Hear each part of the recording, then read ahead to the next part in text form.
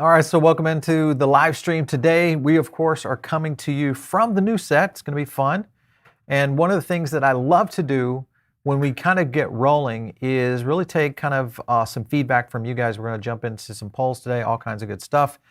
Diving into the metaverse and understanding maybe the size and scope of what this market could look like. My name is Paul Barron. Welcome back into Metaverse Insider. And of course, here on this show, we really break down gaming, NFTs, the metaverse movement that is taking place worldwide right now, and really kind of understanding where all of this is going. And many of you, of course, have invested in different kind of projects, whether you're a metaverse guy, or maybe you're a gaming girl, or maybe you just love the whole aspect of kind of the next evolution of blockchain in NFTs and all those kind of things. This is the show for you. We'd love to get your feedback, though. Make sure and leave some comments. Jump over into the chat here on the live show and give us your feedback on some of the projects you're interested in. I'd love to hear your insights on what you're seeing out there, because we're seeing so many projects really come into the space, especially over this past 90 days. I think since November of last year, the acceleration of the number of projects that are onboarding and the amount of traction in the space is getting pretty heated. Because of that, when you look at this first story, metaverse market could be worth $678 billion by 2030. This is, of course, based on some research that is really drilling down into a couple of key things within this report. And one of the things I want to kind of focus in on is this right here. And this is by Grandview Research. Shows the metaverse market could be worth 678 by 2030. In 2021, that figure was estimated around 38.5 or 38.85 billion. So you can kind of see that is basically what, a 20x growth. This is expected, obviously, is to continue to see some pretty significant growth over the next decade, really over the next 8 years when you look at where this is going. I think here's the thing. When you look at the aspect of growth of metaverse, and many people ask me this, I've been on a couple of podcasts here recently, had a couple of chances to do some interviews really around the growth of where the metaverse is growing. And a lot of people are yet to truly get their head around where this market could be heading, because I still believe that from a global aspect, when you look at all the features and functions of what we will see in the blockchain and Web3, the potential here is absolutely massive. If you look at the North American metaverse market right here, this is sized by product 2020 to 2030. And you can kind of see the growth right here of hardware, software, services, which is really kind of the core of what the internet is today. But you can see this growth of potentially going to the 678 billion by 2030 right there, primarily with software being a big part of it. But I was surprised in how much of that growth we could see in real life aspects and where that might go. Some further research that I wanted to jump to, let me pull this one up for you guys. The total addressable market insights. This is another big factor that kind of gives you an overview of just how big the metaverse could become over the next few years. And if you look at the potential of where this potentially goes overall, and one of the things I'm looking at here, just in terms of the 30% TAM, this is the share of the digital economy shifting to the metaverse. This is pretty interesting. 15% going up to 17%, and really starting to move over the next decade to where this could be multi-trillions. In their particular case, 12.46 trillion as we see this growth. So I think when you see the addressable market, whether this is what we will see in terms of entertainment, gaming, fashion, to a certain extent, if we do truly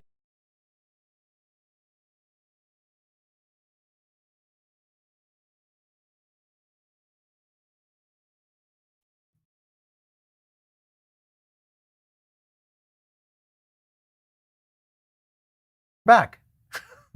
And I still think there are gremlins in this studio. We've had this happen a couple of times.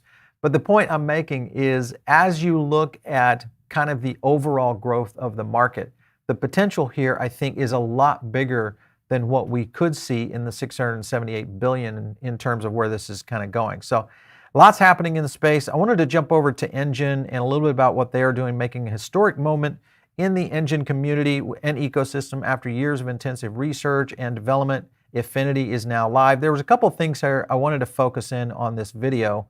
Let me kind of zoom in on this, and because I've got this one to where you guys can hear a little bit from this.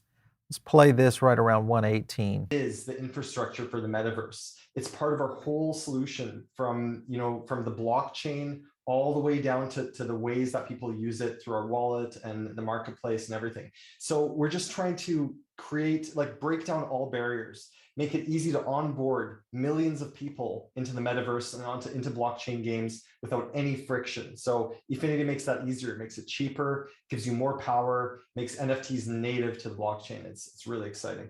Dude, that's so epic. Now that we're live on Polkadot, though, what does this mean for users today? Can anyone begin using the network? Yes, so essentially, if you have EFI, you can start using the network for transactions. Now, in the first days of Affinity, you're going to need EFI on Affinity. And the people that participated in our crowd loan will be getting EFI deposited into their accounts as soon as that switch gets flipped. And soon after that, we're going to be looking at bringing EFI back and forth between Ethereum and Affinity. Gotcha. All right, so as you can see there, Polkadot, Affinity, just the whole focus of where we'll continue to see these whole aspects around onboarding, because I think this is the key element that we'll see on any metaverse, and that is Onramp. Onramp is going to be probably either the killer app or the killer fail. And I think of back on Twitter era days when we saw the fail whale happening all the time. I look back and I wonder if we'll start to see some of that kind of appear in the metaverse from different applications. I'm kind of curious. I'm just wondering, I was trying to play Sandbox on the Mac this weekend, and I'm curious, for you Mac users, have you had a good experience with the game in the Mac ecosystem? And let me know if you're using an M1 chip, because I'm kind of curious as to how Macs are handling Sandbox Season 2 in terms of that. Another point was at the 148 mark. Let me see if I can pull this back up right here for you guys. I think we pulled off the whole thing. Yeah, because we covered that. All right, so the whole point behind this is I think as we start to see more and more projects really kind of move in the space, including Polkadot, I think this is all good for what's going to happen in the metaverse. Here's the thing that I'm most concerned about, though, and that is so many projects jumping on the bandwagon and long lead times to what could be roadmaps for infinity. And I think that is something that is real in the potential of problems. And there's two sides to this. One is fatigue that we'll see not only in the markets around the tokens and some of the projects, but also I think just the negative connotation that starts to present for the retail investor, but more importantly for the retail user. If someone is starting to look at utilizing the metaverse, whether they going through Sandbox or something like a Decentraland or even Axie Affinity at some point, there is going to be a point where they feel either that, yeah, this is great, but it doesn't do this or it doesn't do that. Those are the things I think that a lot of these roadmaps have got to work out. Now, what Polkadot and Affinity is trying to do is really kind of solve some of those problems in the early stages. So I think that's a good sign of where this is going. And I think as projects kind of do, here will be the key. If one or two projects can create the footprint or the roadmap that says, okay, this formula worked, we were able to get this particular achievement done, and we're getting good feedback from the users, and we're also getting good onboarding from new users, all of that, once that's done and we have somewhat of a template, then I think a lot of companies and projects can start to follow in to how that formulaic procedure needs to move as we move it. Because it happened in the internet era when you look at how people were going into e-commerce, even in the mobile era, and even on social media to a certain extent. If you look at the three growth centers of modern electronic movement of communication, it started back in the mid-90s with the internet. We saw a lot of formulaic design. That moved into mobile when we jumped out of the BlackBerry and into the iPhone. And then obviously from the next evolution, which was social media in the 2007-2008 period, a lot of that, again, people were trying to figure out how to use it, what was the best way to use it, and then be able to get on and do something that didn't make them look bad as a brand or as an individual, in some cases like personalities, and a lot of people that I think are moving into the space. Here was another topic, and this came from a tweet right here by Reggie. And of course, you guys know Reggie. This guy is one of the Nintendo lore champions out there, and he really kind of got into a very interesting discussion at South by Southwest. Now, I'm sure most of you know what South by Southwest is. I've been there. I spoke a couple times. It has been, I think, kind of the evolution of technology in all sectors. I remember when Foursquare launched at South by Southwest in the internet era of social media, and that's how long South by Southwest has been doing this. But the creative, it is a natural evolution, I think, of where a lot of the metaverse can go in terms of really bringing out new projects. I want to jump to this video that was done by Bloomberg, and I think I've got it at the right spot. Let's hit play, and I want you to hear what Reggie talks about. Pivot to the metaverse. Metaverse. Not just pivoting, but changing their name to Meta. Do you think they'll succeed? I'm not a buyer of that idea. I don't think that their current definition is going to be successful. Why not? Why do I say that? I say that because first, and I don't know if anyone from Facebook is here, but you have to admit that Facebook itself is not an innovative company. Wow. They're not. I mean, you look at,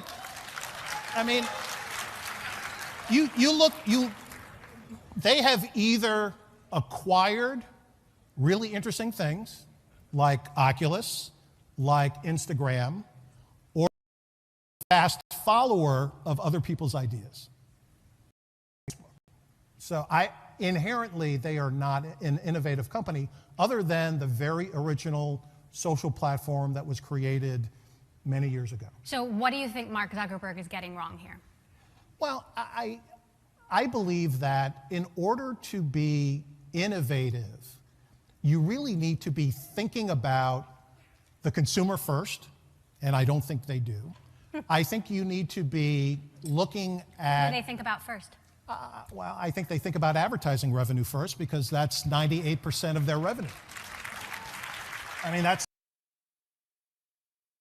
As you can see, as you can see, that gets into a lot of some of the I guess the challenges, but also the opportunities for Meta. And I think people look at Meta, they look at kind of the history of what Facebook's past has been. I think Zuckerberg may have to spin on a dime here. And I'm sure that, you think about just the pressure that Facebook took during the political era, the Facebook scenario that we've had in terms of the data side of things. The biggest thing that they have going for them is 3 billion users. And when you have 3 billion users and I think 19,000 developers or so working on Oculus, and then they've put in what could be billions into what now is Meta, I just don't know. I feel like, sure, they could get it completely wrong again, or they could learn from their mistakes, recreate something that's different and unique. Now, I feel that the likelihood is greed and those kind of things come into play here. Sure, they could just be up to their old shenanigans and that will be the end of it. But with blockchain, I think all of that gets rooted out very quickly, and I don't think you see mass adoption if Meta does not truly change its model on how it's going to go to market with something in terms of what they're trying to do in terms of a metaverse creation. If they achieve it, okay, lots of money, lots of up speed in terms of 3 billion users that they could onboard or at least get in a certain position of those. How many brand connections do they have? It's unbelievable. What does their roster look like on creators and being able to access that? They've been doing that for a decade. Sure, they failed on a lot of places with, Facebook Watch and all the different kind of scenarios that occurred. But listen, failing a lot of times is the best way to success. It's the number one thing you can do to get better is failing at stuff that you tried, didn't work out, you tried a different way, and now maybe you have a model.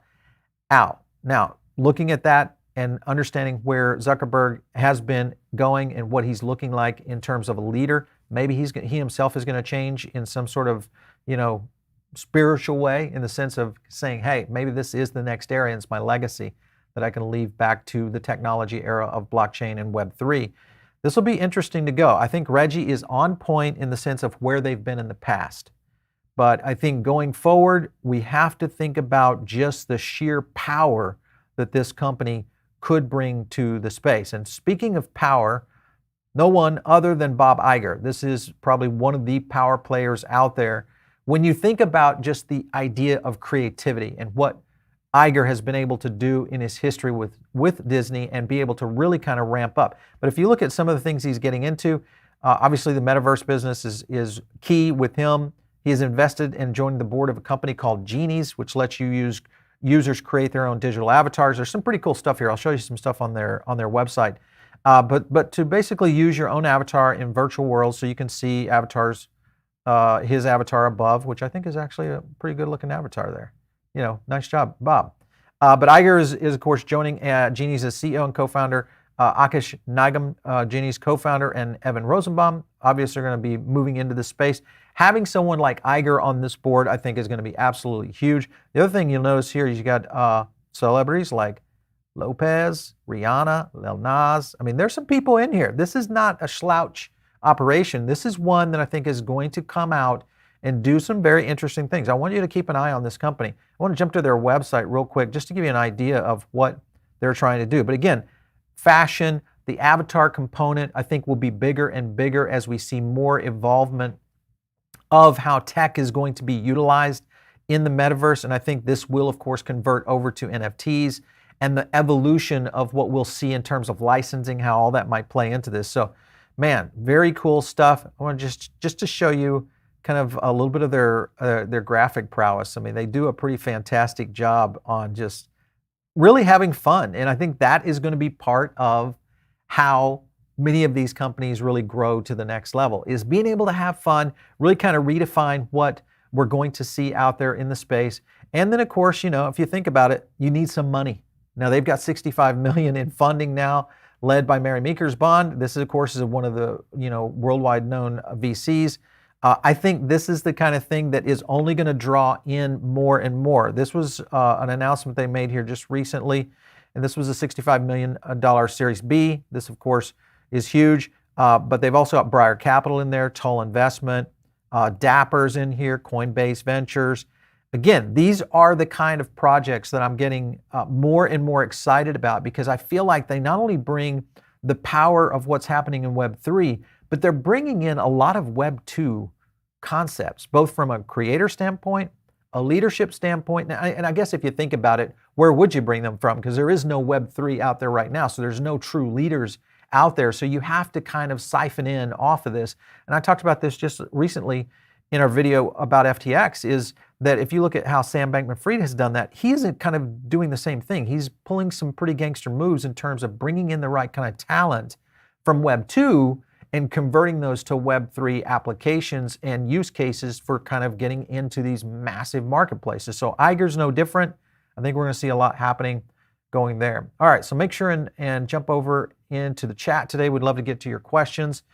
And I don't know if the guys are pulling up a poll today or not. Let's see if we've got some other stuff here. This is, of course, the big bombshell. Actually, let's go back to the poll real quick. Yeah, let's jump over to the poll. All right. Disney going to make a massive move into the NFTs in 2020. Yes, buying Vivi is on the table. No, still far away. Okay, everybody likes this. The Vivi crowd is in the house. The red O's. Give us some red O's if you're in the chat. And I know the Vivi army is out there. I saw Kyle in the chat. So, hey, Kyle, how's it going? One thing that Jamie Burke is talking about right here on his tweet from this weekend, and it came in across my feed, and then, of course, I sent it to our gaming guru and our Vivi guru in-house. And it was interesting. It's an interesting tweet of him saying, rumor is Disney is about to make a big NFT acquisition.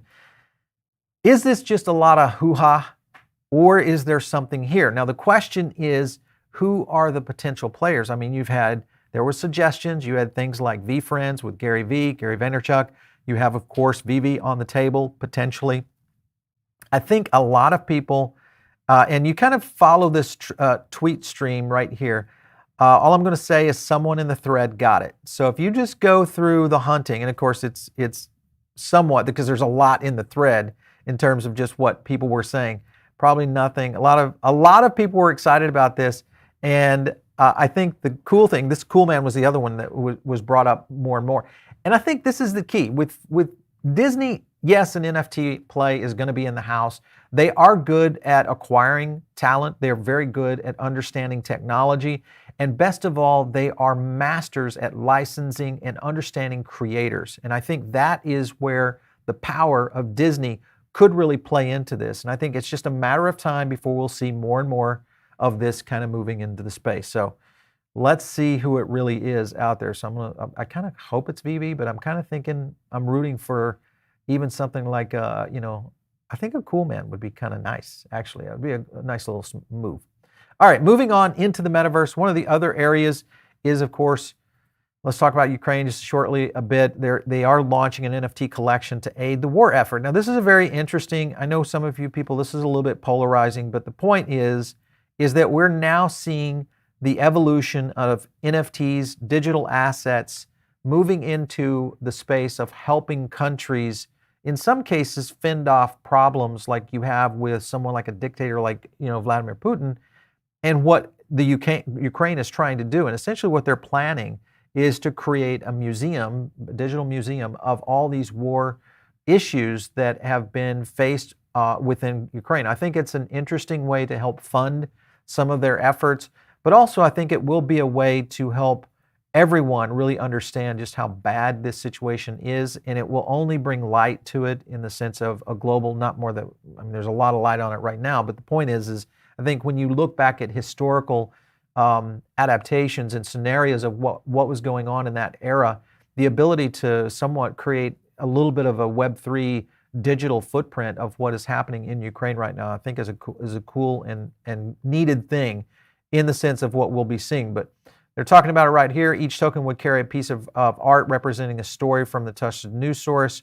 Collection, according to their leader or to their organizer, was expected to be a cool, good looking, and it takes time. We're going to build it out and kind of move on. The funds, of course, are going to be collected by the Ministry of Digital Transformation of Ukraine, and this is how they're going to be able to potentially support, not only the effort but also the recovery of what will happen once this is over and we get past this dark day in our world's history.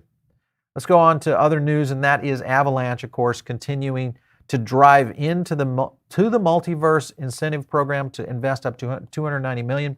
Avalanche has been very good about this in terms of investing into projects. They've done it with DeFi. They continue to show what I think is very interesting. We had Ed Chang on not too long ago here on this show talking about kind of the future of Avalanche gaming and what that might look like in the Avalanche ecosystem.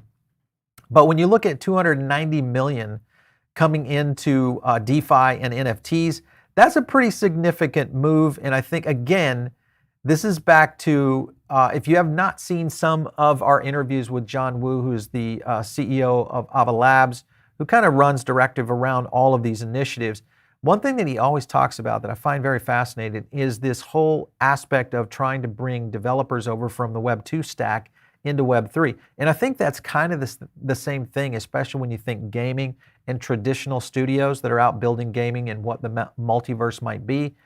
And if you can bring those developers over and into a Web 3 environment, help that transition go along, $290 million is a nice, good, assistance of helping that go along, but I like it. So anyway, up to 4 million AVAX tokens, $290 million at the time will fund the program, also known as the Avalanche Multiverse. The initiative is going to grow its subnet functionality. We talked a little bit about this with Ed, who really got into a lot of how subnets would work and just kind of the evolution of what they were trying to do. Very interesting stuff, so check out the video. But it is looking at how they're going to kind of scale this. So subnets are natively integrated with Avalanche's broader ecosystem, available in the unlimited supply for customizable and custom implementations, which I think is going to be very cool. Another thing that they talk about right here that I noticed was this first subnet to receive an investment from the program is DeFi Kingdoms, and this is the partnership we talked about with Ed. An NFT gaming project. It will also get up to $15 million in incentives through AVAX tokens. This again gets back to the point that I think really starts to accelerate many of these projects and how they can grow into the next level. Because as I said early on in the show today, we have a real issue facing us right now. Remember, we've been going just balls out, so to speak, of growing what's going to happen in Web3, but we haven't seen a lot of real use case scenarios yet. We have to worry about fatigue, and we have to worry about efficiencies inside the metaverse. Things like this are going to be very critical on how we go forward. And I think it's going to be one of those things that just has to happen as we get out there. All right, so if you guys want to keep track of what we do around tracking the metaverse, what we've done is part of the tools that we use on an ongoing basis for tracking not only top project, gaming, all that good stuff, is the CPI. It's what we call the Crypto Power Index. You can just go to our website, paulbaronnetwork.com. You'll find us over there. But I wanted to show you right here the overall chart for the day, so because we just put these up. This goes up every Monday, and the metaverse is the purple line right there, the light purple, because the dark purple is DeFi. But it had dropped off considerably from March 4th. We saw it drop right here to a 73.29. This is the overall of all the projects out there, overall sentiment ratings. And then we've had a little bit of an uptick right here this last week. So even though we haven't seen massive movement, always look at this and wonder where this might be going. Altcoins, of course, is kind of separating just a little bit and down just a little bit from the overall. But metaverse and gaming right here, nicely up. I guess, when it's less than a point, not great, but at least it is showing back positive signs of potential sentiment movement here. So anyway, you can check that out over on the CPI. We're going to get to some questions today and try to cover some of these, a ton of those. We did get a super chat in, so thank you guys for the super chat. I thought I saw one coming in from Kyle, so awesome, man. You spending some of that VV cash, kinda. All right, let's go in here. AT, imagine interacting at Disney parks with Vivi and your golden moments. I like that one. That would be fun. Actually, one of our guys he'd probably be able to get through those hyper speed lines with his golden moment pass. I could see that happening. All right, I like that one. GP, if Disney bought Vivi, what would happen with Immutable X? That is a very interesting point, because I think Immutable X would still be needed to a certain extent. The question would be, how would Immutable X not be another target for them?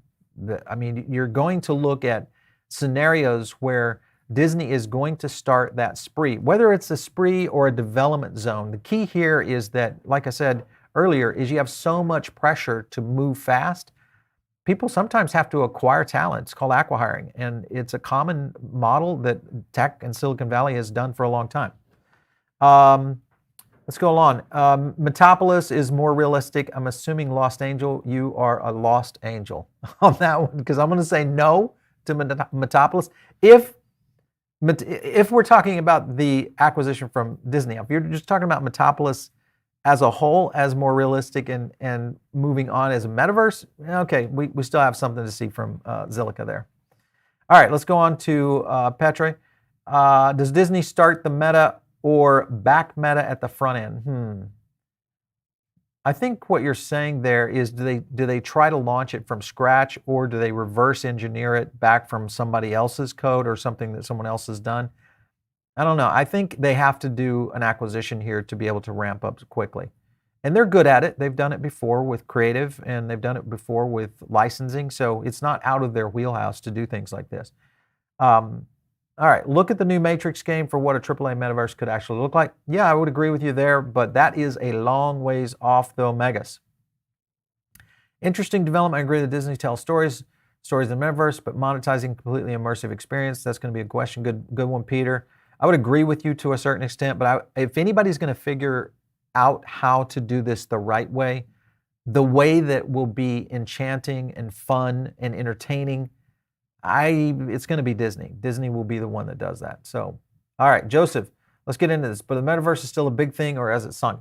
I think like I said, it goes back to my point, is that we're dealing with a scenario where you're either going to see fatigue from so much, everybody jumping in, every creator, every talent, every studio company. I mean, I saw one of the worst NFT plans by a restaurant chain this week. That was terrible. They were trying to get people to eat at 100 locations to get an NFT. The 100 locations were global, and they had like 9 countries. So, I mean, this was a ridiculous contest. And those kind of things, I think, are when people don't truly understand the whole aspect of what this means It's really people jumping on a bandwagon and trying to utilize it as a marketing ploy as opposed to a shift in your mindset of how to do business. If you take it that way, much different, much different. Let's jump to a poll real quick because I know we got some stuff coming up. All right, let's see what poll is in the house. Do you agree with Nintendo, Reggie, that Facebook isn't an innovative company? Well, that's easy. That was too easy, guys. Yes, of course. We do agree that they're not an innovative company. I agree with that. What I don't agree with is that you can't count them out. And anybody with that kind of user base, that kind of money, and the access to talent, developers, and all that, who else do we have that's close to that? Now, could they screw that all up? Sure. Yeah, absolutely. Zuckerberg's pretty good at that sometimes. So, a lot to go. Let's go here. Road Rage. Not sure if you've heard of or talked about the Luna Metaverse. So we have heard of it.